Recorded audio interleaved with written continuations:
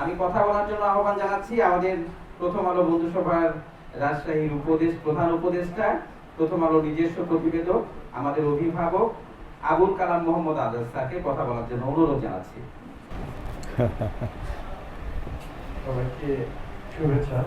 আমি আসলে তো কথা বলবো না, কথা বলবে কন্তম। আমাদের আজকে কথা বলছেন খান মোহাম্মদ রবিউল আলম, যিনি জীবন থেকে উচ্চারণ করেন প্রতিটি শব্দ। ফেসবুকে যারা তার লেখা পড়ে থাকবেন তারা আমার সাথে একমত হবে। অভিজ্ঞতা মানুষের সমাজের সভ্যতার জন্য অনকরণীয় বলে আমার মনে হয়। সেজন্য আমি মনে করেছিলাম যে এরকম একটা অনুষ্ঠান হওয়া দরকার এবং অনুষ্ঠানের শিরোনাম হবে জীবনমুখী কথা। কথা কখন জীবনমুখী হয় সেটা আসাদ সরকারের কথায় আমরা জেনেছি। একটা উদাহরণ দিয়েছেন, জীবন থেকে নেওয়া যে কথা সেটা জীবনমুখী। ওনার জীবন থেকে গত রাতে একটা উদাহরণ দিয়েছেন উনি। আমাদের বন্ধুসভার সভাপতি বেলাল, সেও হাসপাতাল থেকে ছুটে গিয়েছিল, কিন্তু বেলাল কিন্তু আসাদ সরকারের রক্তের সম্পর্কের তো বেলাল কিন্তু শোনার সঙ্গে সঙ্গে ছুটে গেছে। তো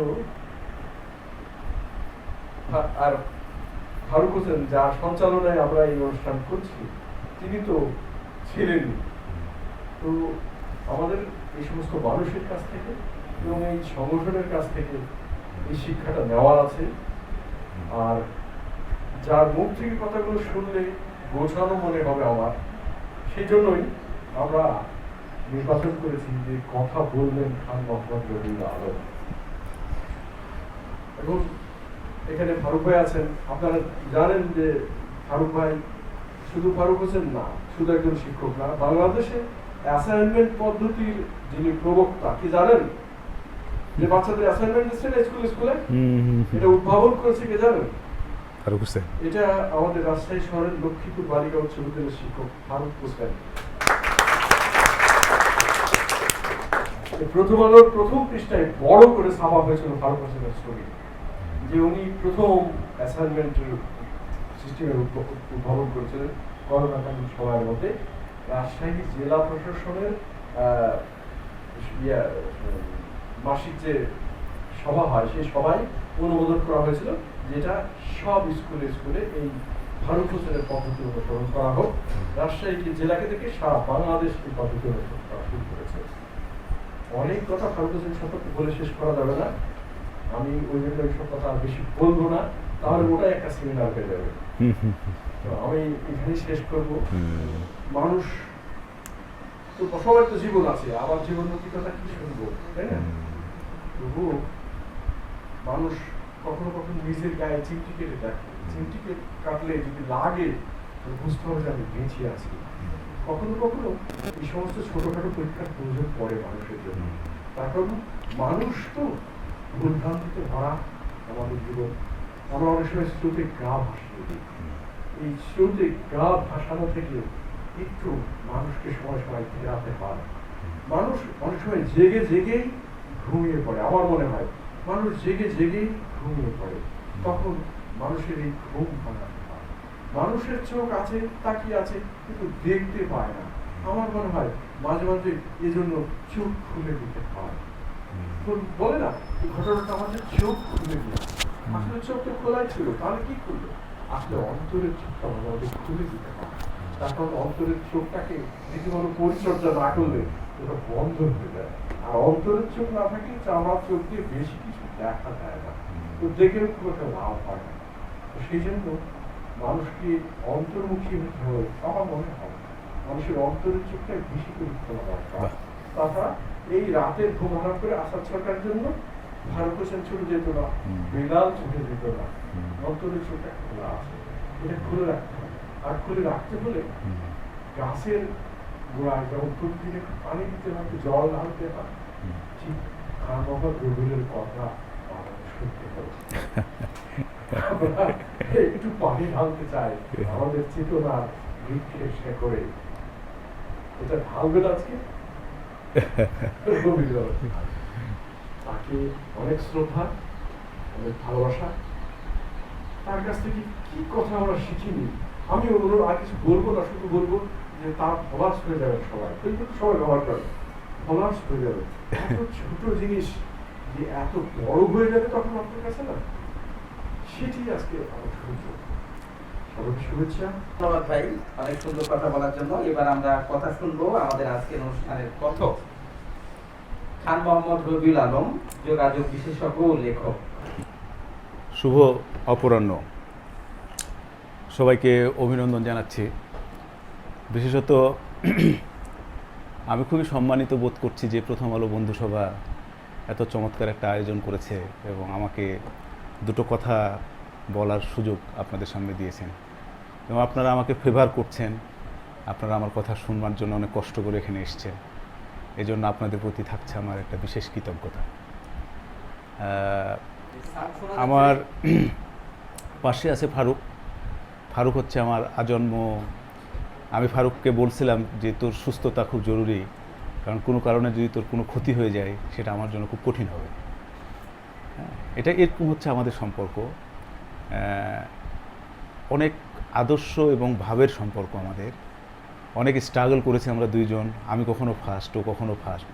ওর হাতের লেখা এত ভালো যে আমি আসলে কুলে উঠতে পারতাম না, খুব কঠিন হতো আমার জন্য।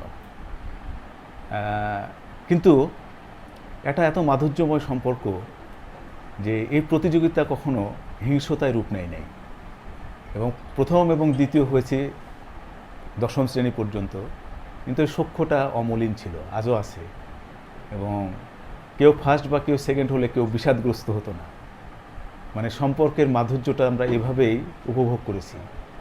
প্রতিযোগিতাকে যে অনেক সময় শত্রুতায় টার্ন করে বা খুব অ্যানিমেটিক একটা রিলেশন ডেভেলপ করে, ওই জিনিসটা আমরা ভেঙে ফেলেছিলাম এবং ওই উদাহরণটা আমরা প্রতিষ্ঠা করতে সক্ষম হয়েছিলাম।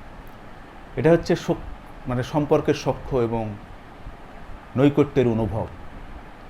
নৈকট্যের অনুভব খুবই একটা ইম্পর্টেন্ট জিনিস। এটাকে আমার যোগাযোগের ভাষায় বলে ফিলিং স্ট্রাকচার।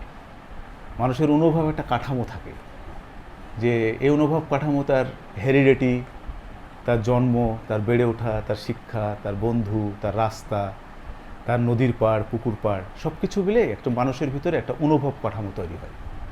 এবং এই ফিলিং স্ট্রাকচারটা একটা ইন্ডিভিজুয়াল ব্যাপার। এটা রেমন্ড উইলিয়ামস নামে একজন তাত্ত্বিক আছেন, উনি এই তত্ত্বটা আবিষ্কার করেন যে প্রত্যেকের ভিতরে একটা অনুভব কাঠামো থাকে। এই অনুভব কাঠামো মেনটেন করতে হয় এবং এটা কখনো কখনো একটু রিপেয়ার করা লাগে, মেনটেন করতে হয়। এটা একটু ভেঙে চুরে যায়, যখন ব্যথা পাই তখন আমরা একটু ডিমোরালাইজ হয়ে যাই, যখন আনন্দ পাই তখন আমাদের ওটা অনেক স্ট্রং হয়। এই ফিলিং স্ট্রাকচারটাই হচ্ছে মানুষের জীবনের গাইডিং প্রিন্সিপালসগুলা, কীভাবে মানুষের জীবনটাকে সে চালাবে, এই স্ট্রাকচারটা সেটা নির্ধারণ করে দেয়। তো এরকম স্ট্রাকচারের যখন আমাদের ইনভলভমেন্ট হয় বিভিন্ন ধরনের প্রতিষ্ঠানের সঙ্গে, তখন এই স্ট্রাকচারগুলো রিচ হয়। যেমন প্রথম আলো বন্ধুসভা। প্রথম আলো বন্ধুসভার একটা যদি বেসিক অ্যানালাইসিস আমি করি, তাহলে আমি বলবো যে প্রথম আলো বন্ধুসভার একটা অন্যতম প্রধান চরিত্র হচ্ছে ইংরেজিতে যাকে বলে আল্টিজম, পরার্থবোধ, অর্থাৎ অন্যের জন্য কল্যাণ। এই স্পিরিটটা আপনাদের মধ্যে প্রথম আলো বন্ধুসভা ডিসেমিনেট করে। এবং এই যে আপনাদের যৌবনের প্রারম্ভে এই বীজটা প্রথম আলো আপনাদের ভিতরে দিয়েছে, এটা চাইলে আপনারা কিন্তু বুক পকেট থেকে বের করতে পারবেন না ভবিষ্যতে। এই ওষুধ অ্যান্টিবায়োটিকের মতো অনন্তকাল আপনাদের তাড়াবে। বিপদগ্রস্ত মানুষ দেখলে আপনাদের এগিয়ে যেতে ইচ্ছে করবে, বা কোনো সংকট দেখলে, জাতীয় কোনো দুর্যোগ দেখলে, কোনো বিপর্যয় দেখলে, এই যে শেকড় পরাত্মবোধের যে বীজটা প্রথম আলো বন্ধুসভা আপনাদের ভিতরে বনে দিয়েছে, এটা একটা অনন্য কাজ। এই বীজ সাধারণত আমাদের শিক্ষা প্রতিষ্ঠানগুলো বুনতে পারে না। মানে শিক্ষা প্রতিষ্ঠানগুলো হয়ে গেছে এখন আমাদের কাছে দানবের মতো। এখানে আমরা ঢুকি এবং বের হই, কিন্তু এর কোথাও আমাদের স্পর্শ হয় না। শিক্ষা দর্শনটাকে আমরা স্পর্শ করতে পারি না। দানবের গল্পর মতো স্ট্রাকচার আমাদের শিক্ষা প্রতিষ্ঠানগুলো। কিন্তু সাবস্টিটিউট প্রতিষ্ঠান হিসাবে এই ধরনের প্রতিষ্ঠানগুলোই খুব তাৎপর্যপূর্ণ হয়ে উঠছে আমাদের কাছে। এবং এই ধরনের প্রতিষ্ঠানগুলোতে সম্পৃক্ততা আপনাদের জন্য খুবই গুরুত্বপূর্ণ। এবং এই যে সম্পৃক্ততাটার স্পেস প্রথম আলো আপনাদের জন্য তৈরি করেছে, তাতে আপনাদের কী হচ্ছে, ক্রস লার্নিং অপরচুনিটি তৈরি হচ্ছে। একে অপরের সাথে মিশেন, আলাপ করেন, সুখে দুঃখে পাশে দাঁড়ান। এবং আপনারা একটা বাতিঘর পেয়েছেন, কালাম মামাকে পেয়েছেন, আমার বন্ধু। আমি 1996, 94, 95 থেকে তার রিপোর্ট ফলো করি। আমি তো সাংবাদিকতার ছাত্র, আমার বিবেচনায় পৃথিবীর সেরা পেশা আসলে সাংবাদিকতা। এটা আমার কথা না, গাব্রিয়েল গার্সিয়া মার্কেজের কথা। কোনো একটা বিখ্যাত আর্টিকেল আছে, the best profession in the world. অনেক কষ্ট করে আমি এটা অনুবাদ করেছিলাম। মার্কেজ বলছেন যে সারা পৃথিবীতে এত মাধুর্যময় পেশা আর নাই। সত্যি সত্যি তাই। সাংবাদিকতা পেশা যে প্রতিদিন আপনি মানুষকে পর্যবেক্ষণে রাখেন, কর্তৃপক্ষকে আপনি সবসময় নজরে রাখেন, কর্তৃপক্ষ একটু লাইনচ্যুত হলো কিনা তা দেখেন, এবং যে মানুষটি উপেক্ষিত, যে মানুষটি অন্য প্রতিষ্ঠান কর্তৃক কখনোই সম্মানিত নয়, তাকে আপনি সম্মানিত করার জন্য পলান সরকারের মতো একজন হিরোকে খুঁজে বের করেন। সেই পেশাই হলো সাংবাদিকতা। এটাই পৃথিবীর শ্রেষ্ঠতম পেশা। আমি অনেক কাজ করি, কিন্তু আমার যে বেসিক ভালোবাসা, ভিতরের যে টান, সেটা আসলে এই পেশার প্রতি আমার টান। এবং আমি কালাম মামার রিপোর্ট পড়ি, এবং কিভাবে হীরক খণ্ডগুলো গহীন প্রান্তর থেকে তিনি তুলে তুলে আনেন, সেটা আমি উপভোগ করি। এবং এই যে মাইন্ডসেট মানুষের তৈরি যায়, অ্যাপটিটিউড বলে যেটাকে ইংরেজিতে, মার্কেস ওই কথা বলছে যে সাংবাদিকতা এই যে মানুষের প্রতি এক ধরনের অভিমুখীনতা তৈরি করে দেয়, মানুষকে অনুভব করার জন্য আলাদা যে একটা স্ট্রাকচার তৈরি করে দেয়, সেটা একটা বিশাল মৌলিক কাজ। এবং এই কাজ যেমন সুখ আছে তেমন তাড়নাও আছে। এরকম তাড়না কালাম মামা অনেক ফিল করেন। অনন্য সাধারণ সব রিপোর্ট আমরা পাই মামার হাত দিয়ে। এবং আমি সবসময় বলি যে এই মাটির সংলগ্নতা, মাটির প্রতি যে গভীরভাবে ভালোবাসা, এবং কোনো কিছুকে যে দেখতে পারার একটু ভিন্ন ধরনের দৃষ্টিভঙ্গি, এটা নিয়ে আমি মূলত কথা বলবো আজকে। তার আগে আমি একটু পটভূমিগুলো বলছি আর কি। সেগুলো কিন্তু অনন্যভাবে স্থাপন করছে আমাদের কালাম মামা। অনেক বড় স্টাডির দরকার নাই, বড় বড় রিপোর্ট পড়ার চেয়ে মানুষ পড়াটা খুব ভাইটাল। কালাম মামাকে ভালো করে পড়বেন। একজন মানুষ কিন্তু অনেক বড় টেক্সট। এই যে আমরা এখানে এতগুলো লোক আছি, আমাদের সবার 8-10 বছরের অভিজ্ঞতা, প্রায় 300, 350, 400 বছরের অভিজ্ঞতা নিয়ে আমরা এই ঘরে বসে আছি। আমরা সবসময় বই পড়ার কথা বলি, কিন্তু I am always giving the high emphasize to read the রাস্তা পড়েন, দোকান পড়েন, মানুষ পড়েন, একটা গাছ পড়েন। এসে আমি কথা বলছিলাম বেলালের সঙ্গে যে প্রথম আলো বন্ধুসভার একটা আয়োজন করা উচিত, বনফুল দর্শন। গ্রামে এত সুন্দর সুন্দর ফুল ফুটেছে, এত বৈচিত্র্যময়, এত কালার, কে ঢাললো এগুলো? কে এই স্ট্রাকচারটা তৈরি করলো? যারা এক অনাহারে অদরে কি সৌন্দর্য ছড়াচ্ছে গ্রামে। আমি একটা স্ট্যাটাস দিলাম নানার বাড়ি গিয়ে, গোটা গ্রাম কুমড়ো ফুলে ভরা। তো এই যে দৃষ্টিভঙ্গি, আমরা শহরের বিলাসী যে বৃক্ষগুলো, তার প্রতি আমার কোনো নির্মমতা নেই, কিন্তু যারা অনাদরে অনাহারে ফুটে আছে, প্রস্ফুটিত হচ্ছে, সেগুলো তো আমাদের দেখতে হবে। তো এই ধরনের একদম দৃষ্টিভঙ্গি কনস্ট্রাকশনটা, আমাদের দৃষ্টিভঙ্গি নির্মাণটাই হচ্ছে সবচেয়ে গুরুত্বপূর্ণ বিষয়, যে নির্মাণ নিয়ে আমাদের বিশেষভাবে কোনো আলোচনা হচ্ছে না এই মুহূর্তে। কালাম মামা যে কাজগুলো করছে, ফারুক যে কাজগুলো করছে, আপনারা যে ভলেন্টারি ইনিশিয়েটিভগুলো নিচ্ছেন, মানুষের পাশে দাঁড়িয়ে মানুষেরকে একটু হেল্প করার চেষ্টা করছেন, এই আল্টিজমটাই আপনার টিকিয়ে রেখেছে পৃথিবীকে। হ্যাঁ, আমি যখন রাজশাহীতে এসে খুব রিসেন্টলি আমার বাচ্চাকে নিয়ে একটা ক্রাইসিসে পড়েছিলাম, আমি যে সম্পর্কের শীতলতায় এসে পড়লাম রাজশাহীতে, এটা আমি আবার অনুভব করলাম। কালাম মামা আমাকে বললেন, আমার ফোন সারা রাত খোলা আপনার জন্য। ফারুক আমার সঙ্গে অসুস্থতা নিয়ে সারা রাত আসছে, বন্ধুবান্ধবেরা আসছে, ডাক্তার আমার জন্য স্পেস ওপেন করলেন। কিছু কিছু জায়গায় আমি নিষ্ঠুর নির্মমতাও ফেস করলাম।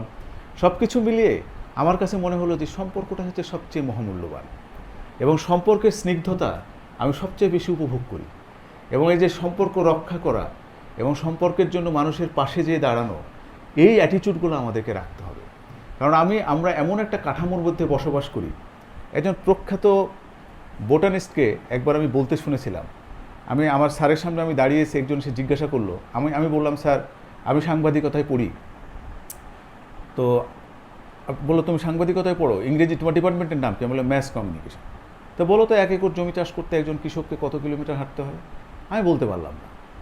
তখন উনি আমাকে বললেন যে 14 কি 20 কিলোমিটার, এরকম একটা রেঞ্জ বললেন। স্যার এক্স্যাক্টলি মনে পড়ছে না, এত কিলোমিটার হাঁটতে হয়। যে তুমি তো ম্যাস কমিউনিকেশনে পড়ো, কৃষিপ্রধান বাংলাদেশ, জানো না যে একটা কৃষককে কত কিলোমিটার হাঁটতে হয় 1 একর জমি? তাহলে তুমি ম্যাস কমিউনিকেশন থেকে ম্যাথ থেকে এমটা কেটে দাও, যা থাকে তাই পড়ো। তাহলে ম্যাথ থেকে এম থাকলে থাকে অ্যাস কমিউনিকেশন, মানে গাধার যোগাযোগ করি আমি। কি নির্দয় শ্লেষ আমার উপরে বর্ষিত হলো। আমি দেখলাম আসলেই আমরা যোগাযোগের ছাত্ররা ইফেক্টিভলি কমিউনিকেট করতে অনেক সময় ব্যর্থ হই। যেই জিনিসগুলা আমাদের ভিতরে অ্যারোগেন্সি কাজ করে, যে আমরা ডিসিপ্লিনে পড়ি, আমাদের ভাবসাব অনেক থাকে। কিন্তু এখানে যদি এই একটা পার্সপেক্টিভ, আরেকটা পার্সপেক্টিভ হচ্ছে যে আপনার এই অ্যাট্রিবিউটগুলো, এই গুণগুলো যদি আপনি মানুষের সঙ্গে যোগাযোগ করার এই গুণগুলো বা অ্যাবিলিটিগুলো যদি আপনি অ্যাচিভ করতে পারেন, তাহলে আপনি প্রতিটি মানুষের সঙ্গে যে সম্পর্কের স্নিগ্ধতা সেটা খুব দারুণভাবে আপনি উপভোগ করতে পারবেন। কালাম মামা আপনাদের সঙ্গে আছেন, তার গাইডেন্সটা আপনারা নেবেন এবং চেষ্টা করবেন ওনার লেখাগুলো পড়ার জন্য। মানে লেখার ভিতরে যে ক্যারেক্টারাইজেশনটা হয়, আমার ইচ্ছা আছে ওনার যদি সব লেখাগুলো এক জায়গায় পেতাম। ওনার সবগুলো লেখা নিয়ে আসলে একটা এমফিল হওয়ার বা আমি বলবো যে এমফিল হওয়ার যোগ্য কাজ অলরেডি হয়ে গেছে। যে ক্যারেক্টারাইজেশনগুলো যেভাবে হয়, উনি যখন স্টোরি পড়বেন দেখবেন যে মানুষগুলো হেঁটে হেঁটে যাচ্ছে, অদ্ভুত ব্যাপার। আমি তো ছবি দেখি যে who are able to visualize the whole thing by the word and text, তার চেয়ে বড় ইঞ্জিনিয়ার আর আছে? আমি তো বাংলাদেশের সবচেয়ে বড় প্রকৌশল সংস্থায় চাকরি করি, কিন্তু যারা শব্দ দিয়ে ছবি দিয়ে একটা বাস্তবতা নির্মাণ করেন, তার চেয়ে বড় ইঞ্জিনিয়ার আর কেউ নাই। এটা আমার ল্যাঙ্গুয়েজে বলে ভিজুয়াল ইঞ্জিনিয়ারিং। সেই ইঞ্জিনিয়ারিংগুলো করেন, দেখান, সেটা আপনারা পর্যবেক্ষণ করবেন। আজকে আমি যে বিষয়টা নিয়ে স্পেশালি কথা বলতে চাই সেটা হচ্ছে যে দেখা এবং দেখানো রাজনীতি। তারপরে আমি আপনাদের ইন্টারাকশান নিব, আপনাদের কোনো যদি প্রশ্ন থাকে সেগুলো আমরা শুনবো। আমরা কিন্তু না এই সময় আমি যোগাযোগের নিয়ে যেহেতু কাজ করতে হয়, আমি যে জিনিসটা গভীরভাবে পর্যবেক্ষণ করছি, নিশ্চয় আপনাদের পর্যবেক্ষণের বাইরে না, আপনারাও ঠিক একইভাবে দেখছেন। আমরা একটা অ্যাটেনশান সিকিং এনভায়রনমেন্টের ভিতরে পড়ে গেলাম। মানে সবাই আমাদের কাছ থেকে না মনোযোগ চায়। মনোযোগ চায় না এমন কোনো মুহূর্ত আমরা নাই। আমি এটাকে বলি, আমরা সবাই খুশিকরণ প্রকল্পের প্রকল্প পরিচালক। আমাদের সবার একটা করে প্রকল্প আছে, সে প্রকল্পের নাম হচ্ছে খুশিকরণ প্রকল্প। সকাল থেকে যদি আপনি লিস্ট ডাউন করেন তাহলে দেখবেন যে রাত্রি ঘুমানো আগ পর্যন্ত nobody want to be disappointed from you. আপনার কাছ থেকে অখুশি হতে চায় না, সবাই সুখী হতে চায়, খুশি হতে চায়, ওপরওয়ালা থেকে শুরু করে নিচালা সবাই। তাহলে পরে আপনাকে এত খুশি করার কাজ আপনাকে ম্যানেজ করতে হয়। অ্যাডিশনাল যে কাজটা যুক্ত হলো সেটা হচ্ছে টেকনোলজিক্যাল ইন্টারভেনশনের কারণে আমরা একটা ইন্টারনেট দুনিয়ায় ঢুকে পড়লাম, ডিভাইস আমাদের হাতে চলে আসলো এবং সবাই আমাদের কাছ থেকে মনোযোগ চাচ্ছে। Everybody want to draw. আপনি যদি লাইক কমেন্ট শেয়ার না করেন খুব মন খারাপ করে। এবং কি শব্দ ব্যবহার করলেন, প্রতিটি সিঙ্গেল ওয়ার্ডের মিনিং অনেক দূরবর্তী সম্পর্ককে প্রভাবিত করছে। যে আমার প্রতি অ্যানয়েড হলো, আমার প্রতি বিরক্ত হলো। এই যে অ্যাটেনশান সিকিং একটা এনভায়রনমেন্টের ভিতরে আমরা পড়ে গেলাম, এটা থেকে আমাদের মুক্তির উপায় কী? আমরা তাহলে পরে আমাদের অ্যাটেনশানটা টোটালটা ইনভেস্ট করার জন্যই আমাদের যদি সিংহভাগ সময় চলে যায়, তাহলে আমার সময় কই? Where is my time? কখনো কি ভাবছেন আপনারা যে আমি একান্ত নির্দিষ্টভাবে কখন ভাববো নিজেকে নিয়ে? আমার কি কোনো ভাবার সুযোগ আছে? একটা সিরিয়াস কোশ্চেন কিন্তু এসে হাজির হয়েছে। আমি আপনাকে চ্যালেঞ্জ করে বলতে পারি, আমি নিজে স্টাডি করে দেখেছি, আপনি আপনার অ্যাটেনশন 1 মিনিটের বেশি ধরে রাখতে পারবেন না। 1 মিনিট পরে আরেকটা ঝামেলা এসে হাজির হবে, and you just shift your attention to the next one. তারপরে 2 মিনিট বড় জোর চাপে চুপে রাখবেন, 3rd মিনিটে দেখবেন আরেকটা অ্যাটেনশনের জন্য আরেকটা আইটেম চলে আসছে। আপনি যখন বাড়ি থেকে বের হয়ে এখানে আসতে চাইছিলেন, তখন যে জিনিসগুলোর দিকে আপনি তাকাতে চেয়েছিলেন, আপনি কি কখনো ভেবেছিলেন যে সেগুলোর দিকে তাকাবেন? কত বড় বড় বিলবোর্ড দেখেন না, কত বড় বড় সাইনবোর্ড, কত বড় বড় বিল্ডিং, কত বড় বড় ডিজাইন। আপনি কি ভেবেছিলেন যে এই জিনিসগুলো আপনি দেখবেন? তাহলে আপনি ইনফোর্স সিইংয়ের ভিতরে পড়ে গেলেন, বাধ্যতামূলক দেখার পরিবেশের ভিতরে আপনি পড়ে গেলেন। অর্থাৎ আপনি বাধ্য হচ্ছেন দেখতে। কি সাংঘাতিক একটা পরিস্থিতি, ভাবছেন কি কখনো? অর্থাৎ you can't see anything independently. মনের ভিতর থেকে যে একটু কিছু দেখবো, একটু আকাশের একটু চাঁদ দেখবো, বাঁকা চাঁদ, বা একটু তারা দেখবো, কোনো স্কোপ নাই।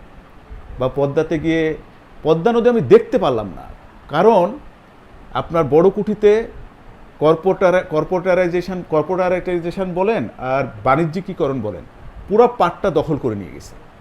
অর্থাৎ মুখ ঢেকে যায় বিজ্ঞাপনে। বিনয় ঘোষের একটা বিখ্যাত বই আছে, তো পদ্মা ঢেকে যায় ফুচকার দোকানে। মানে ফুচকার দোকানের সামনে এত রম্বারও, এবং ওই চেয়ারগুলাতে যদি আপনি না বসেন আপনি অপমানিত হবেন, লাঞ্ছিত হবেন, তারা আপনাকে স্পেস দিবে না। আমি পেলাম না আমার বাচ্চাকে নিয়ে বসতে গিয়ে। তো এরকম একটা ইনফোর্স, আপনার পদ্মা দেখার স্বাধীনতা সংকুচিত ফুচকা ব্যবসার কারণে। এবং এর সঙ্গে সিরিয়াস একটা ক্রিমিনাল একটা কি বলবো পলিটিক্যাল ইকোনমি যুক্ত। এরা 3-4টা জায়গা থেকে রেন্টেড ইকোনমির ভিতরে আছে এরা। মামা নিশ্চয়ই এটা মামার পর্যবেক্ষণ আছে। এখানকার স্থানীয় পলিটিক্যাল লিডাররা পয়সা পায়, প্রশাসন পয়সা পায়, এবং আরও কিছু জায়গায় তাদের পয়সা টয়সা দিয়ে আমাদের পদ্মা দেখার অধিকারকে সংকুচিত করে ফেলা হবে। অর্থাৎ আপনি ফুচকা খেতে চান না, কিন্তু পদ্মার ধারে যে আপনার বাধ্য হচ্ছেন ফুচকা খেতে। কি সাংঘাতিক একটা ব্যাপার। আমি গেছিলাম একটু নির্মল বাতাস উপভোগ করার জন্য, তো এই যে ওখানেও আমি বাধ্য হয়ে গেলাম। তারপরে আমি যখন বাসা থেকে রাস্তায় বের হচ্ছি, বিলবোর্ডে আমার মুখ ঢেকে যাচ্ছে। কি বিশাল বিশাল বিলবোর্ড, হিজাবের বিজ্ঞাপন, তারপরে হিজাব পরে কি শ্যাম্পু ব্যবহার করা যাবে তার বিজ্ঞাপন, কত ধরনের বিজ্ঞাপন। আমরা একটা বিজ্ঞাপিত সমাজে বাস করি। সিরিয়াস একটা পণ্যীকরণ প্রক্রিয়ার ভিতরে আমরা আছি। অর্থাৎ আমাদের খালি খাওয়া এবং কেনা, এই দুটোর জন্য যে কি পরিমাণ গোগ্রাসে সবাই আমাদের দিকে ধেয়ে আসছে, এটাতে আমাদের নিজেদেরকে রক্ষা করাটা একটা কঠিন ব্যাপার হয়ে দাঁড়াইছে। এবং ভেরি আনফর্চুনেট যে আপনি আপনার ক্ষুধা নাই, কিন্তু আপনি যদি একটা শপিং মলে ঢুকেন, মিনিমাম 30টা ক্ষুধা আপনার তৈরি হবে।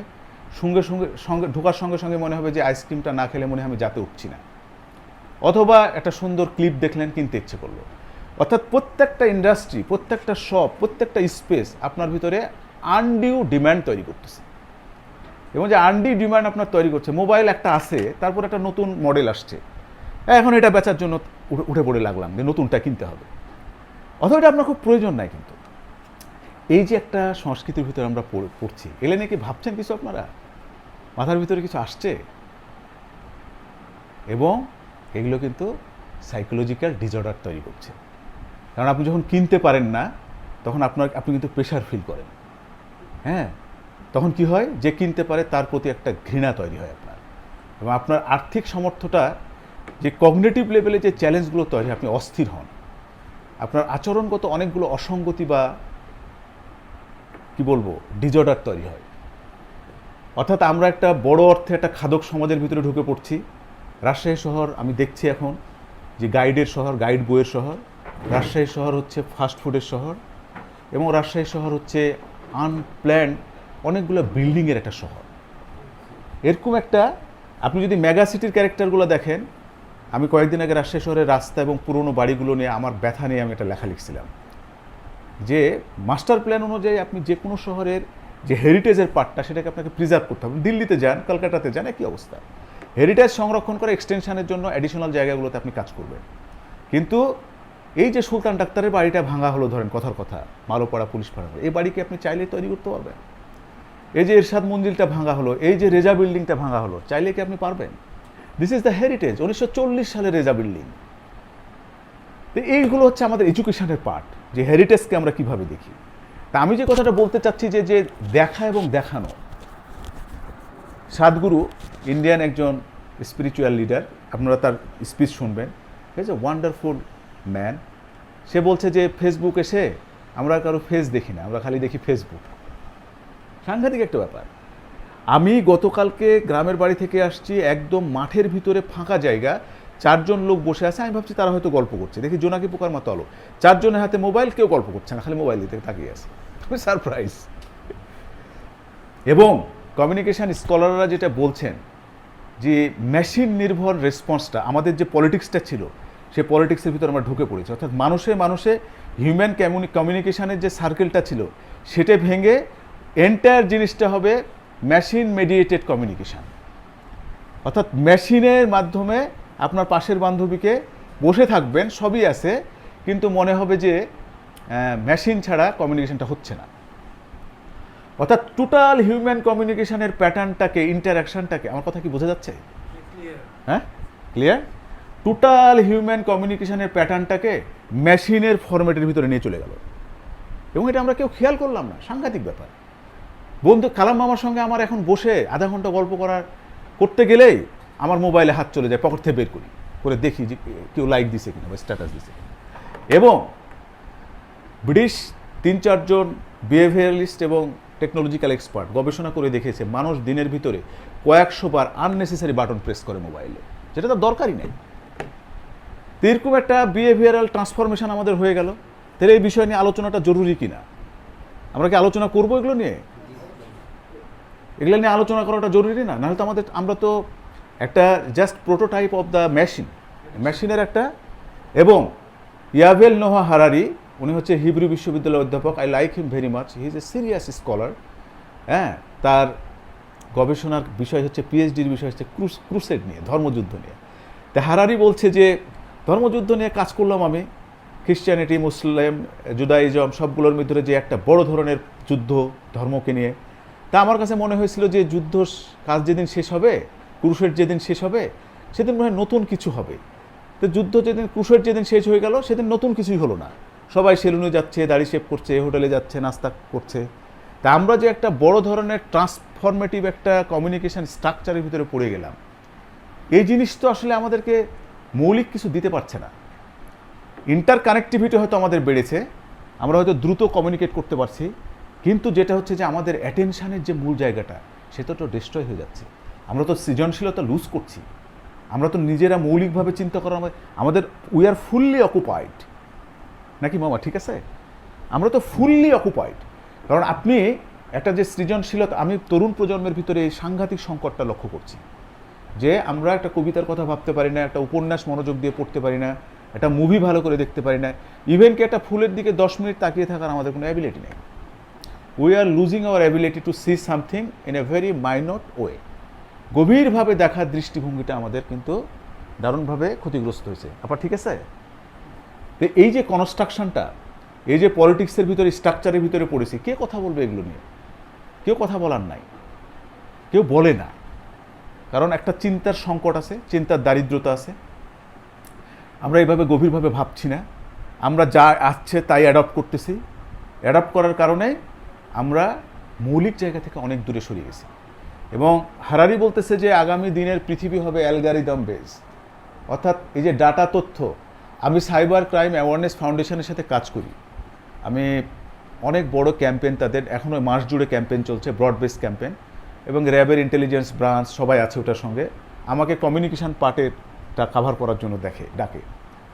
আমি আশ্চর্য হয়ে গেলাম যে র্যাবের ইন্টেলিজেন্স ইউনিটের একজন টপ অফিসিয়ালস তার পরিচয় হাইড করে একটা প্রেজেন্টেশন করলেন প্রায় 550 স্টুডেন্টদের সামনে, জাহাঙ্গীরনগর, ঢাকা ইউনিভার্সিটি, ব্র্যাক, আহসানুল্লাহ, যে মোবাইল ট্র্যাকিংয়ের উপরে। আমি তো ভয় পেয়ে গেছি।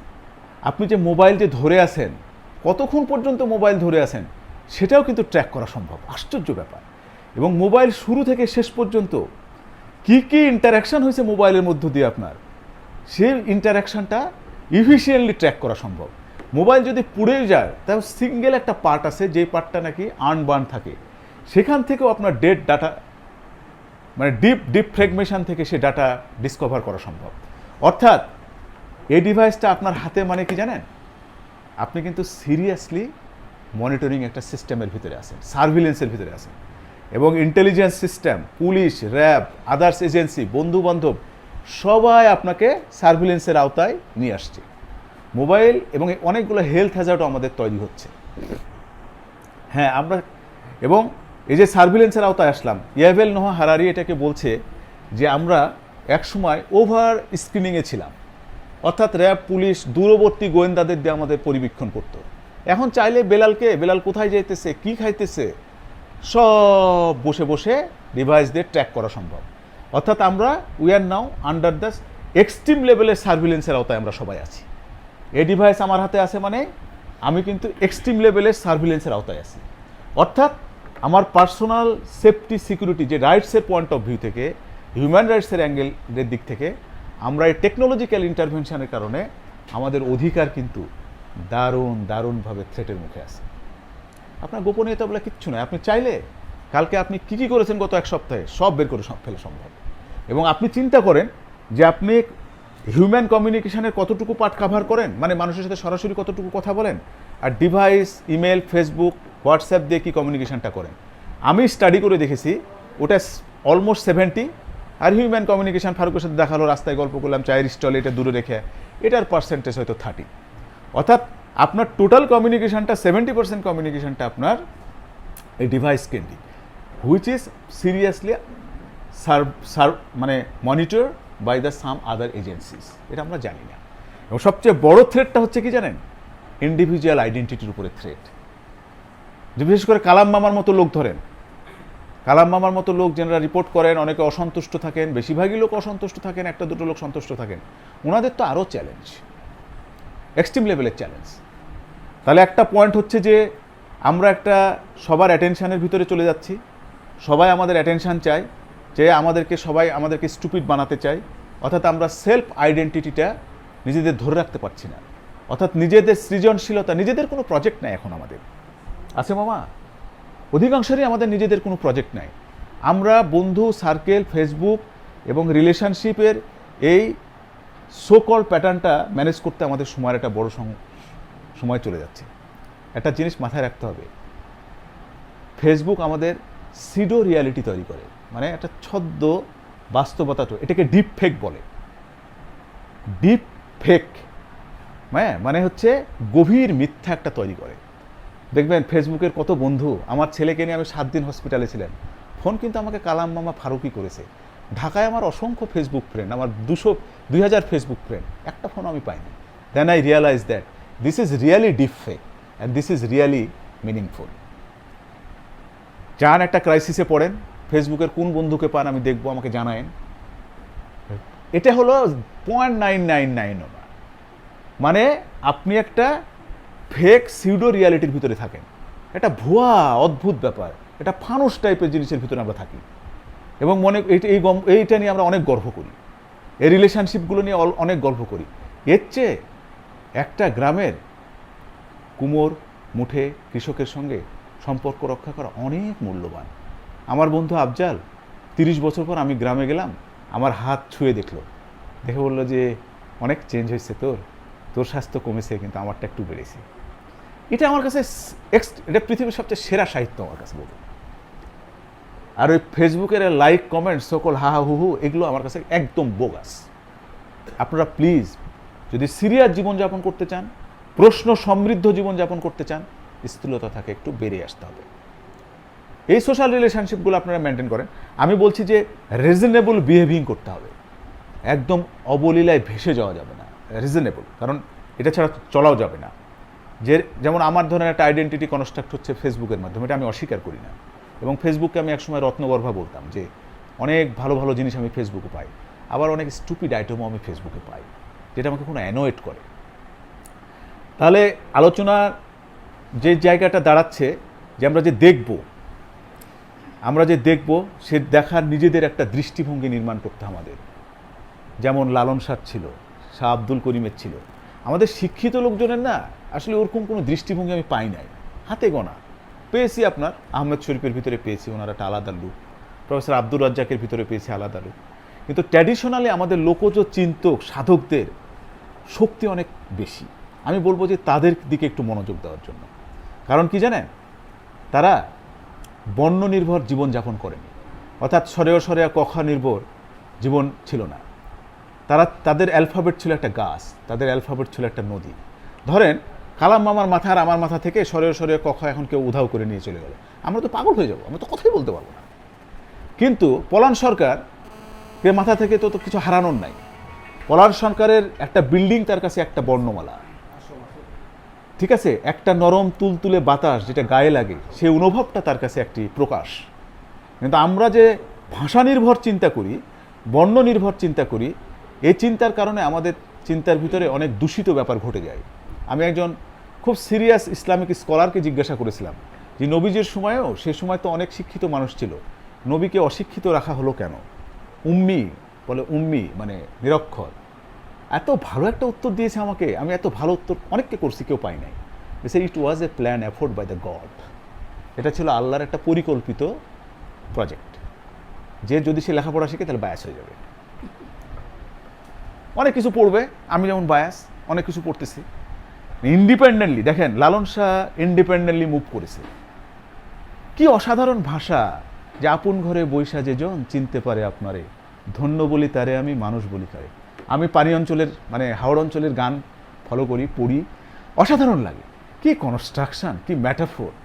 এদেশের লোকজ চিন্তক সাধকেরা যে ম্যাটাফোর ব্যবহার করেছে, এর চেয়ে মূল্যবান সম্পদ বাংলা সাহিত্যে আর দ্বিতীয়টি আছে বলে আমার কাছে মনে হয় না। পানিকে যেভাবে দেখেছে, স্রোতকে যেভাবে দেখেছে, সাংঘাতিক ব্যাপার। তাহলে আমরা এরকম চিন্তার কোনো স্কিম বা কাঠামো কি বের করতে পারছি মাথা থেকে? না, আমরা জাস্ট খালি A+B+, আমি এখনই ইভ্যালুয়েশন করে আসছিলাম, আমি ইউল্যাবে পড়াই অ্যাডজান্ট ফ্যাকাল্টি হিসেবে, রাজশাহী বিশ্ববিদ্যালয়ে আমাকে সুযোগ দেয় নাই, সেটা একটা আলাদা চ্যাপ্টার, সেটা নিয়ে আমার কোনো দুঃখ আছে, কিন্তু এই যে আপনারা স্পেস দিচ্ছেন সেটা অনেক বড় একটা ব্যাপার। আমি যে জায়গাটাতে স্পেস দিতে চাই যে দেখা এবং দেখানোর দুই পলিটিক্সটা সম্পর্কে আমাদেরকে একটু অ্যাওয়ার হতে হবে। দেখেন ফেসবুক হচ্ছে, আমি এটাকে বলি প্রদর্শনবাদী একটা দর্শনের ভিতরে আমরা ঢুকে গেলাম, সবাইকে দেখাতে হবে। প্রদর্শনবাদ, এটা আমি একটা নতুন নাম দিয়েছি, এবং অনেকে এটা, এবং অভিব্যক্তি জায়গা থেকে যার কিছু নেই সে কি দেখাচ্ছে জানেন? আমি আশ্চর্য হয়েছি, গত কয়েকদিন আগে আমি ফেসবুকে একটা ঢেকি দেখেছি, মানে ওনার বাসায় আইটেমটাই বেস্ট প্রোডাক্ট, ঢেকি মানে এখন ব্যবহার হয় না, দিয়েছে একজন দরজা জানালা যা যেটা পাচ্ছে, যার কিছু নাই, কি ব্যাপারটা কি আসলে? Facebook is nothing, it is expression management টুল, মানে এক্সপ্রেশন ম্যানেজ করে এটা, এবং সবাই আননেসেসারি ধরেন প্রচুর ছবি আসছে এবং আপনার অ্যাটেনশনটা নিচ্ছে, আপনি অ্যাটেনশনটা দিচ্ছেন এবং সে খুব হ্যাপি হচ্ছে তাতে। মানে আমাদের যে কালচারালি যে একটা সিক্রেসি ছিল, অর্থাৎ আমরা একটা খুব গোপন সংস্কৃতির ভিতরে ছিলাম। আপনাদের কি মনে আছে একসময় গ্রামীণ কিন্তু মিড নাইটে অনেকগুলো অফার দিত, খুব সস্তায় কথা বলা যেত, কেন জানেন? ওরা আমাদের সেক্সুয়াল রিলেশনশিপগুলো স্টাডি করে দেখেছিল যে এটা তো রেস্ট্রিক্টেড সোসাইটি, এখানে তো সেক্স ওরকম না, সুতরাং বাচ্চা কাচ্চা ছেলে মেয়েদেরকে যদি আমরা মিড নাইটে একটা অফার দিই, it will be very productive for the business purpose. আর আমরাও ছেলে মেয়েরা সারা রাত যেয়ে কথা বলা শুরু করলাম, মানে আমাদের ক্রিটিক্যালনেসটা একদম ধ্বংস করে ফেলছে। ডিজুস মনে আছে কিনা? তো আমরা যে এই ধরনের প্রত্যেকটা ট্যাপে ট্যাপে পা দিচ্ছি, আমরা হচ্ছে সিম্পলি বাছবিচারহীনভাবে আমরা এগুচ্ছি। এই বাছবিচারহীনভাবে এগুতে গিয়ে আমাদের মৌলিকত্ব বলে কিছু থাকছে না। আমরা জাস্ট সিম্পল বলবো যে অ্যানিম্যালদের সার্ভাইভাল স্ট্র্যাটেজির চেয়ে আমাদের সার্ভাইভাল স্ট্র্যাটেজিটা পড়ে যাচ্ছে। একটা কুকুর জানে না যে সকালে কি খাবে, আগামী দিনের পরের দিনের খাওয়ার নিয়ে তার কোনো টেনশন নাই, কিন্তু আমার যদি চাকরি না থাকে তাহলে আমার টেনশনের শেষ নাই। অর্থাৎ দে আর সামহাও ম্যানেজ দেয়ার ফুড, একটা বিড়াল খাওয়ার ম্যানেজ করছে, একটা কুকুর খাওয়ার ম্যানেজ করছে। কিন্তু আপনাকে যদি চাকরিচ্যুত করা হয়, আপনার পেশা থেকে যদি আপনাকে সরিয়ে ফেলা হয়, আপনি পাগল হয়ে যাবেন, you can't manage yourself. তাহলে এফিসিয়েন্সির জায়গা থেকে প্রাণী জগৎ তো অনেক এগিয়ে আছে। শুনছেন যে কোনো কুকুর এটা না খেয়ে মারা গেছে, একটা কাক না খেয়ে মারা পড়ে আছে, দে আর সামহাও ম্যানেজ। কিন্তু একটা মানুষ একটা সোসাইটিতে যদি সামান্য একটু খাদ্য সংকট তৈরি হয়, এবং এই ফুড প্রিজার্ভেশন প্যাটার্নটা শুধু আমাদের হিউম্যান সোসাইটিতেই আছে, অন্যরা এইভাবে ফুড প্যাটার্ন করে না। হ্যাঁ, ব্যাং ট্যাং করে, ওরা হাইবারনেশনে যখন যায় তখন কিছু করে, মধু সংগ্রহ করে, কিন্তু আমাদের মতো অ্যাবড্রাপ্টলি এত কিছু করে না। Again I am back to my point যে আমরা, মামু কতক্ষণ চালাবো মামা?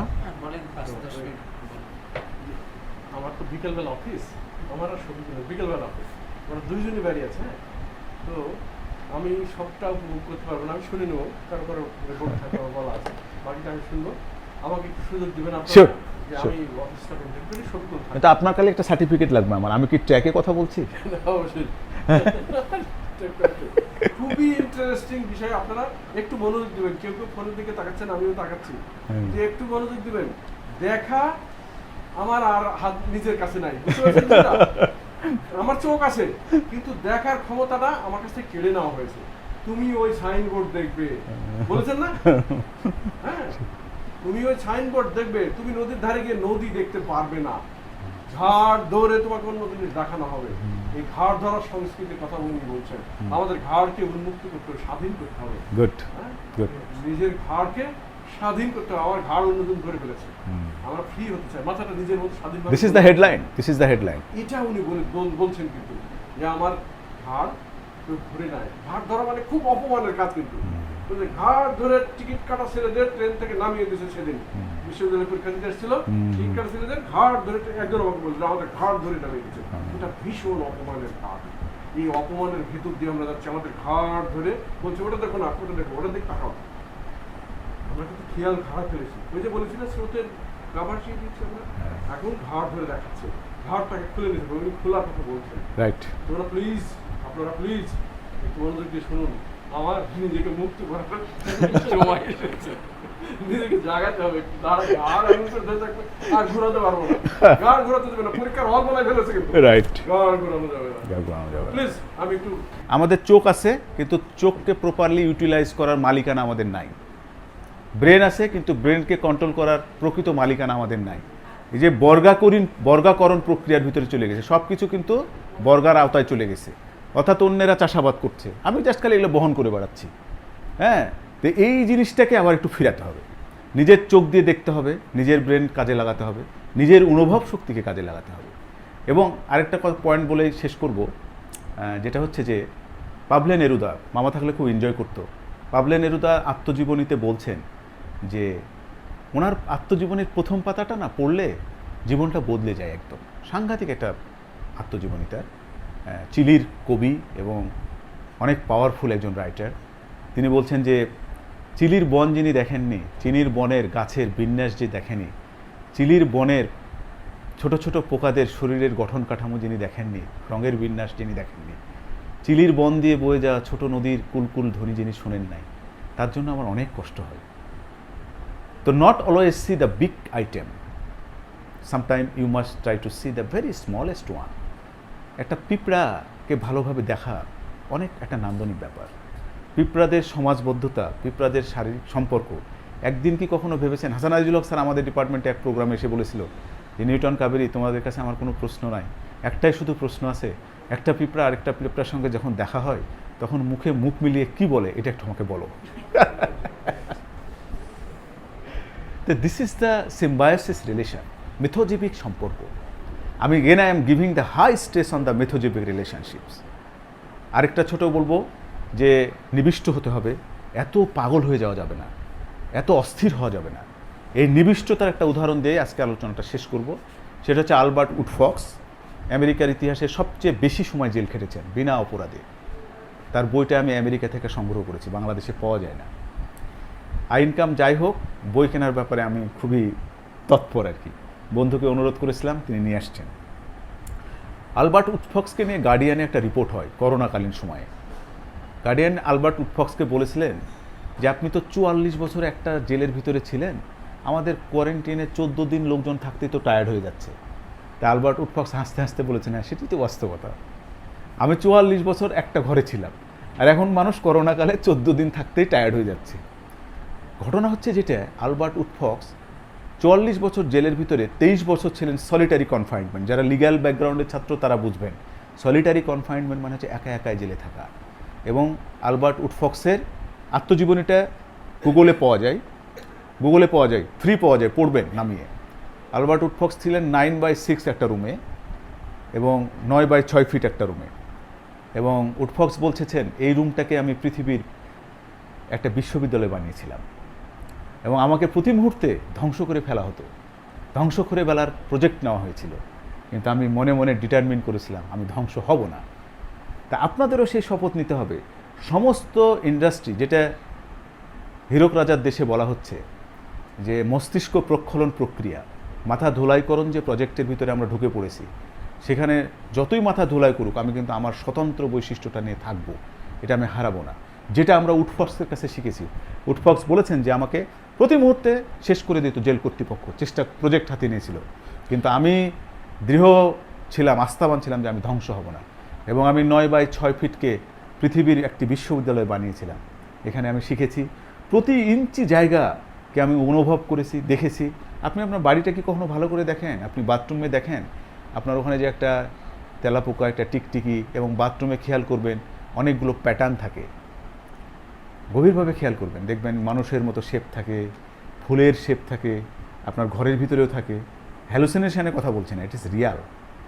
যারা একটু গভীরভাবে দেখবেন, নিজের বাড়িটা দেখেন, নিজের ঘর দেখেন, নিজের জামা কাপড় দেখেন, মা বাবার চেহারাটা দেখেন, প্যাটার্নগুলো দেখেন, শরীরের প্যাটার্ন তো ওয়ান্ডারফুল প্যাটার্ন।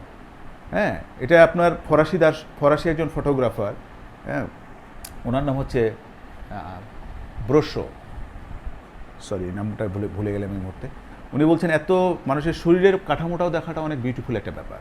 সুতরাং আমি যেটা বলছি যে not only spending most of the time to watching your mobile and changing the cover and skin saver as well. Give your attention to your father to see his face. বাবার চেহারা, মায়ের চেহারা বেশি দিন বাঁচবে না, চলে যাবে। বোনদের চেহারা, বাড়ির গঠন কাঠামো, বাড়িতে থাকা একটা পোকা, তারপরে ডাইনিং টেবিল, খাওয়ার প্লেট, সবগুলোকেই গভীরভাবে পড়েন, দেখেন, অনেক ভালো লাগবে। এইটার জন্য সুন্দরবন, কক্সবাজার যে সবসময় যেতে হবে তাই নয়। হাতের কাছে নৈকট্যময় যে জিনিসটি আছে তার কাঠামো বা বিন্যাসটাকে আমরা বেশি দেখি, ভালো করে দেখি। আলবার্ট উডফক্স এই জিনিসটার উপরে অনেক স্টেজ দিয়েছেন। আমাদের বঙ্গবন্ধু শেখ মুজিবুর রহমানও প্রায় 4600 সামথিং 82 দিন মনে হয় জেলে ছিলেন। ওনার সঙ্গে পাখিদের মিতালি হয়েছিল। উনিও গাছ চারা চাষ করেছেন, ফুলের চাষ করেছেন। আমি ওনার বায়ো পড়ি, আপনার ম্যান্ডেলার বায়ো পড়ি। 27 বছর জেলে ছিলেন রোবেন দ্বীপে। ম্যান্ডেলা কিভাবে এই কনফাইনমেন্টের টাইমে কত মনোযোগটা নিজের প্রতি নিবিষ্ট করেছেন, অর্থাৎ রিট্রসপেক্ট, ইংরেজিতে বলে রিট্রসপেক্ট, নিজের দিকে ফিরে তাকানো। The time has come to retrospect, নিজের দিকে ফিরে তাকানো, নিজের ন্যাশনাল ফ্যাকাল্টিগুলোকে আরেকটু কাল্টিভেট করা এবং দেখা। এবং আলবার্ট উডফক্স এবং আপনার এই ম্যান্ডেলা দুইজনেরই, ইভেন মহাত্মা গান্ধী, এরা নিজেদেরকে চিনতে পেরেছিলেন, নিজেদেরকে চিনেছেন এবং নিজেদেরকে নিজেদের মতো করে চিন্তার একটা প্রকল্প বের করতে পেরেছিলেন বলেই আজকের জগৎ বিখ্যাত হয়েছে। বিখ্যাত হওয়ার ব্যাপারটা একটা পলিটিক্যাল ব্যাপার, আমি ওটা নিয়ে কথা বলতে চাই না। অ্যাটলিস্ট নিজেদের আত্মতৃপ্তির জন্য give your whole attention to yourself again, back. আসেন আমরা একটু ফিরে আসি, নিজেদের মনোযোগ আবার একটু ফেরাই, দেখা এবং দেখানোর রাজনীতির ব্যাপারে একটু সচেতন হই। অ্যারিস্টটলের একটা কথা দিয়ে শেষ করি। অ্যারিস্টটল একবার বলেছিলেন যে পৃথিবীর প্রতি ইঞ্চি মাটি যদি খোঁড়ো তাহলে একটি করে উদ্বোধনের ফলক পাবা, এবং সে ফলকটি উদ্বোধন করেছেন পলিটিক্যাল লিডাররা। আপনারাও দেখবেন আপনাদের বাড়ির পাশে এত উদ্বোধনের ফলক যে আপনি টায়ার্ড হয়ে যাবেন। সো একটু স্থূলতা থেকে একটু সিরিয়াসনেসের দিকে আসি। প্রযুক্তির এই সিরিয়াসনেসটা নিয়ে একটু চিন্তা করি, একদম না ঢুকে পড়ি, নিজেকে সেভ করি। আদারওয়াইজ আমরা নিজেদেরকে সুরক্ষা করতে পারবো না, নিজেদের সম্ভাবনা এবং সক্ষমতাগুলোকে প্রপারলি কাজে লাগাতে পারবো না। এই যে এতক্ষণ আমাকে শুনলেন, I am very grateful to you. যদি কোনো প্রশ্ন থাকে মোস্ট ওয়েলকাম, বা কোনো সংযুক্তি বা আলোচনা। হ্যাঁ শিওর, নাম বলে। Mohammad Zahid, department marketing, university Rajshahi. আমার প্রশ্নটা হচ্ছে মানে ক্যারিয়ার ওরিয়েন্টেড বেস। আমরা যখন কোনো কিছুকে অনুভব করি, যখন মাটির সাথে কথা বলি, ফুলের সাথে কথা বলি, এটা হচ্ছে একটা পার্ট। কিন্তু আমরা এখন বর্তমান যে যুগে বাস করতেছি, এই যুগে আমরা কি প্রযুক্তিকে বাদ দিয়ে কি করতে পারবো? যেমনটা আপনি বলেছেন যে আপনার যোগাযোগটা হয় ম্যাক্সিমাম 70% হচ্ছে হলো প্রযুক্তি, আর 30% হচ্ছে একটা ইন্টারাকশন। Thank you Zahid. আমি যদি আপনার প্রশ্নটা বুঝে থাকি, আমি কিন্তু একটা শব্দ ব্যবহার করেছি, রিজনেবল ইউজ। খেয়াল করেছিলেন কি? হ্যাঁ, প্রযুক্তিকে আমরা অ্যাভয়েড করতে পারবো না, কারণ টোটাল প্যাটার্নটাই এখন টেকনোলজি বেস একটা কমিউনিকেশনের দিকে চলে আসছে। হিউম্যান কমিউনিকেশনের জায়গায় আমি বলেছি যে মেশিন নির্ভর একটা কমিউনিকেশন সিস্টেমের ভিতরে আমরা ঢুকে পড়েছি। আমাদেরকে লক্ষ্য রাখতে হবে যে আমরা এটাকে রিজনেবল ব্যবহার, মানে যৌক্তিক ব্যবহারটা করতে পারছি কিনা, এই ইফিসিয়েন্সিটা আমাদের থাকলেই হবে, ঠিক আছে? কিন্তু আমরা যদি অ্যাব্রাপ্টলি এটার ভিতরে ঢুকে পড়ি এবং করি, তাহলে আমরা অনেকগুলো জিনিস, আমাদের নিজেদের চিন্তা, নিজেদের সক্রিয়তা, নিজেদের কাজ, নিজেদের লেখালেখি, নিজেদের ভাবনা, নিজেদের সৃজনশীলতা, আপনি যদি ধরেন 12 ঘন্টা ফেসবুকে থাকেন, তাহলে আপনি কী কাজ করবেন আর বলেন, তাই না? ফেসবুকে হয়তো আপনি কিছু করেন সিরিয়াস, আমি সেটা যারা সিরিয়াস করে আই অ্যাপ্রিসিয়েটেড ইট, কিন্তু আমি বলছি যে রিজনেবল ব্যবহারের উপরে। এবং এর কিন্তু অনেক হেলথ হ্যাজার্ড আছে, এটা সায়েন্টিফিক্যালি প্রুভ, যে আপনি কতক্ষণ এক্সপোজ করতে পারবেন এবং করলে আপনার কোনো স্বাস্থ্যগত সমস্যা হবে কিনা, চোখের কোনো সমস্যা হবে কিনা, আপনি মেন্টালি বিষণ্ণতায় ভুগবেন কিনা, অনেকগুলো কমপ্লিকেশান তৈরি আছে। এটা নিয়ে থিওরিটিক্যাল অনেক আলোচনা আছে, সেগুলো করা যেত, কিন্তু এখন যেহেতু একটা টাইমের ব্যাপার আছে, আমি অ্যাটলিস্ট একটা জিনিস বলবো যে এগুলোকে অ্যাভয়েড করার সুযোগ নেই, কিন্তু আমরা এটাকে রিজনেবল ব্যবহার করি, যৌক্তিকভাবে কতটুকু ব্যবহার করতে পারি, নিজেদেরকে সেভ করে এবং নিজেদের মৌলিক জায়গাটা, সৃজনশীলতার জায়গাটাকে সমুন্নত রেখে। Next one, anybody? আমার কথা কি বোঝা গেছে নাকি জটিল মনে হয়েছে? খুব মনে হয় ভারী কথা বলে ফেলেছেন। হ্যাঁ, আর কেউ কিছু বলতে চান? নাহলে ফারুককে দিয়ে। হ্যাঁ শিওর। হ্যাঁ, রাফি বলেন। সমস্যাটা হচ্ছে আমরা রাস্তায় ধরেন যেটাই দেখি, হ্যাঁ, হ্যাঁ। কি ইচ্ছা করে? হ্যাঁ। একটা জিনিস কিনলাম, হাতের মাউস কিনলাম, আজকে আর কোন কিনতে ইচ্ছা করে? হ্যাঁ। পরের দিন আবার অপটিক্যাল মাউস কিনতে ইচ্ছা করবে। হ্যাঁ, আরেকটা চলে আসে। এটা অলওয়েজ হচ্ছে আমার 2 বছর ধরে। হ্যাঁ, তো ওই ব্যাধি নিয়ে তো আমি আলাপ করেছি, ওই ব্যাধিটা ম্যানেজ করতে হবে। কিভাবে ম্যানেজ করা যায়? এটা এডুকেশন দরকার, যে what thing actually I need, আমার কোন জিনিসটা প্রকৃত প্রয়োজন। আপনি যদি কেনা শুরু করেন মাউস মিনিমাম 1000 ধরনের পাবেন, এবং আপনি মার্কেটে গিয়ে আপনার অপটিক্যাল মাউসের এমন সুন্দর সাইজ আর এমন সুন্দর কালার যে আপনি না কিনে পারবেন না, ওটাই তো তার পলিটিক্স। আপনি কেন ওখানে ট্যাপ দিবেন? কারণ এমনভাবে ডিজাইন করেছে, 80% product is now in the world are sexually design. আপনি মোটরসাইকেলগুলো দেখেন না, মেয়েদের মতো করে শেপ করছে তারা, মানে সব কিছুর ভিতরে সেক্স। বোতল দেখেন, ওয়াইনের বোতল, আমি 100টা বোতল নিয়ে স্টাডি করেছি ওয়াইনের, মানে কমার্স, ইকোনমি, সেক্স, এগুলোর যে আপনারা যেহেতু adult, so I think that আমি এটা নিয়ে কথা বলতে পারি। এই যে আইটেমগুলা একদম কেন এত এরকম উঁচু করে তুলতে হবে? It is a health Hazard create করে। আসলে যারা মোটরসাইকেল নিয়ে কাজ করে তারাও স্টাডি করে দেখেছে যে এটা বাম্পিং এবং এটা হেলথের জন্য কী পরিমাণ হ্যাজার্ড তৈরি করে, but they make it very sexy. তো all product are going to be very sexy.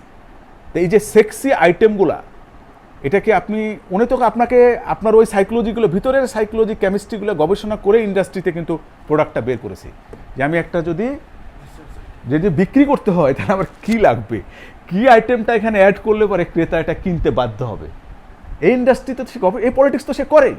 এটা নিয়ে শিক্ষা, এই বিষয়ে শিক্ষা নিয়ে কথা বলার কোনো লোকই নাই, আশ্চর্যজনক, হাতে গোনা লিমিটেড। তাহলে আপনি ইন্ডাস্ট্রি ম্যানুফ্যাকচার যে প্রোডাক্ট, তার ভিতরে যে আইটেমগুলোর জন্য কালার, এমন চমৎকার করে কালারের কম্পোজিশন, যেটা না কিনলে আপনার ভিতরে চরম ক্ষুধা এবং বিতৃষ্ণা তৈরি হবে। এটাকে হ্যান্ডেল করতে হবে, এটাকে এফিশিয়েন্টলি হ্যান্ডেল খুব কঠিন।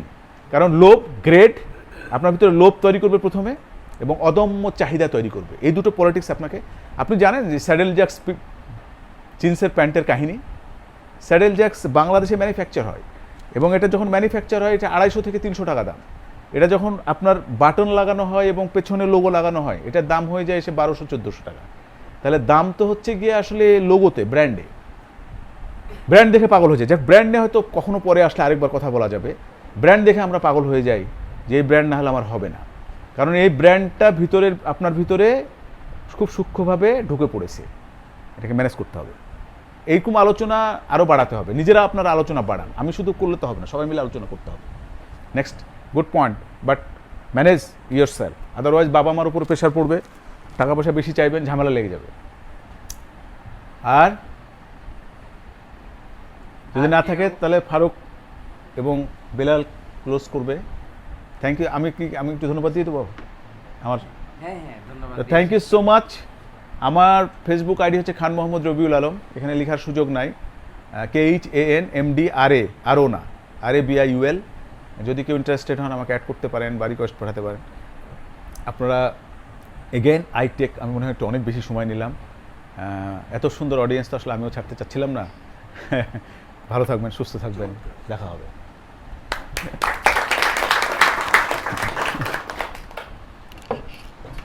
ধন্যবাদ খান মোহাম্মদ রবিউল আলম আপনার সুন্দর কথার জন্য। আমরা একটু অ্যাড করি যে আমরা যেহেতু সবাই স্টুডেন্ট, আমরা এই বেশ কিছু দিনের সংবাদপত্র যদি আমরা ঠিক আছে, গবেষণা করি বা আলোচনা করি, তাহলে আমরা দেখবো যে আমাদের জাতি সবচেয়ে বড় ক্ষতি যে জিনিসটা ডেকে নিয়ে আসছে সেটা হলো আমাদের লোভ। আপনারা দেখেছেন এই কয়েক দিনে কি কতগুলো ই-কমার্স প্রতিষ্ঠানের বিরুদ্ধে দেশের মানুষের অভিযোগ, এগুলো বন্ধ করে দেওয়া হচ্ছে, তাদের কর্মকর্তারা গ্রেফতার হয়েছেন। এগুলো কিন্তু আমার আপনার মতো লোভী মানুষদের কারণেই কিন্তু এই সাধারণ মানুষগুলো ভোগান্তির মধ্যে পড়েছে। প্রথম কথা হচ্ছে আমাদের লোভগুলোকে কি করতে হবে? ম্যানেজ করতে হবে। কারণ আপনি দেখবেন কি 1.5 লক্ষ টাকার মোটরসাইকেল যখন 80,000 টাকায় দিবে বা 75,000 টাকায় দিবে বলছে তারা, এই মোটরসাইকেল নেওয়ার জন্য কিন্তু দেশের লক্ষ লক্ষ মানুষ তাদের কাছে কি দিয়ে দিচ্ছে? টাকা দিয়ে দিচ্ছে। ওখান থেকে কিন্তু তারা 100 মানুষের কাছে মোটরসাইকেল দিচ্ছে, কিন্তু 1000 মানুষ কিন্তু প্রতারিত হয়ে যাচ্ছে। তাহলে আমাদের লোভগুলোকে আমরা একটু সবাই মানে সংবরণ করার চেষ্টা করব বা আমরা সংযত হব আর কি। আমাদের মাঝে এসে উপস্থিত হয়েছেন মাসুদ রানা, আমাদের বন্ধু সভার এক সময়ের সভাপতি আর প্রথম আলো বন্ধু সভার এখনকার উপদেষ্টা। ও আমার অনেক ভালো একজন বন্ধু, আর ও শিক্ষকতা করে। মাসুদ একটু হাই হ্যালো করো সবার সঙ্গে। আসসালামু আলাইকুম। মাসুদ খুব ভালো শিক্ষক। আসসালামু আলাইকুম। আচ্ছা, আমরা শেষ করি। আজকের এই অনুষ্ঠানে উপস্থিত হওয়ার জন্য সবাইকে ধন্যবাদ জানাচ্ছি, আর এই অনুষ্ঠানের আনুষ্ঠানিকভাবে শেষ করার জন্য বেলালকে একটু সুযোগ দিচ্ছি। আমাদের আজকের অনুষ্ঠানের সভাপতি, রাজশাহী বন্ধু সভার সভাপতি মোহাম্মদ বেলাল হোসেন আনুষ্ঠানিকভাবে অনুষ্ঠানের শেষ করবেন।